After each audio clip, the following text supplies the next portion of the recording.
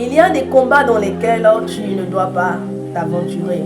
Il y a aussi des personnes que tu ne dois pas combattre. Bien que pour toi, ces personnes paraissent faibles ou affaiblies et que tu décides de t'aventurer dans des combats ou dans un combat avec ces personnes-là, laisse-moi te dire que ça sera un flop, ça sera un échec. Oui, parce que ce type de personnes-là, bien aimé, bien qu'elles soient faibles, oui, que vous paraissez certainement fortes par rapport à ces personnes-là, vous ne pourrez pas les battre parce qu'elles ont un Dieu, parce qu'elles ont bâti leur vie sur le roc. Et c'est l'Éternel même qui combat pour eux. Vous savez, dans le livre d'Esther, on nous parle d'un homme du nom d'Aman. Aman était un homme qui avait la faveur du roi. Aman avait donc de la cote, il avait de la popularité. Aman était puissant en quelque sorte. Mais il y avait un homme aussi, un autre homme qui était un homme qui craignait l'Éternel du nom de Manoché, qui était esclave et donc je peux dire faible. Mais la Bible dit que Aman a décidé donc d'assassiner ou encore de tuer Manoché parce que tout simplement Manoché ne faisait pas comme les autres. Lorsque Aman passait, le peuple, les gens se prosternaient. Par contre, Manoché, qui craignait l'Éternel, ne se prosternait pas à cause de la crainte qu'il avait pour l'Éternel. Et donc, Aman décide de tuer Manoché. Et il met dans sa cour une potence.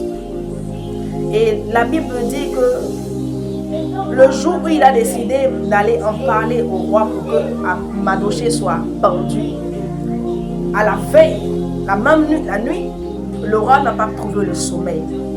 Le roi n'arrivait pas à dormir. Et tout ceci, bien aimé, n'est autre que l'action de l'Éternel, du Dieu de Manoché. Et la Bible dit que des livres de souvenirs ont été apportés au roi. Et pendant la lecture, le roi a su que Manoché n'avait pas été récompensé compte tenu de l'action qu'il avait posée lui. Parce que Manoché avait surpris des personnes qui complotaient vraiment afin de pouvoir assassiner donc, le roi Assyrus. Et il en a parlé donc à Esther qui l'a rapporté au roi.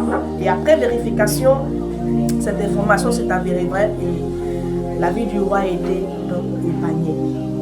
Mais il n'avait pas été récompensé. Et c'est cette même nuit-là, bien-aimée. Et donc le roi, ayant pris connaissance de cela, décide d'honorer le jour d'honorer Manoché. Or, c'est ce même jour-là que Aman aussi décide de venir en parler au roi pour que Manoché soit pendu. Sauf que le Dieu de Manoché est le Dieu qui ne dort et qui ne sommeille. Il est le Dieu qui veille sur ses brebis, qui veille sur ses enfants, il veille sur ses élus, il veille sur ses serviteurs. C'est pour cela que je te dis, ce n'est pas tout le monde qu'on combat. Aman n'a pas pu pendre Manoché, mais ça a été le contraire. La potence qu'il avait placée pour Manoché, il a été lui-même pendu. Et donc, à vouloir détruire ces personnes-là, tu seras détruit toi-même. Donc fais très attention. Que le Seigneur te bénisse.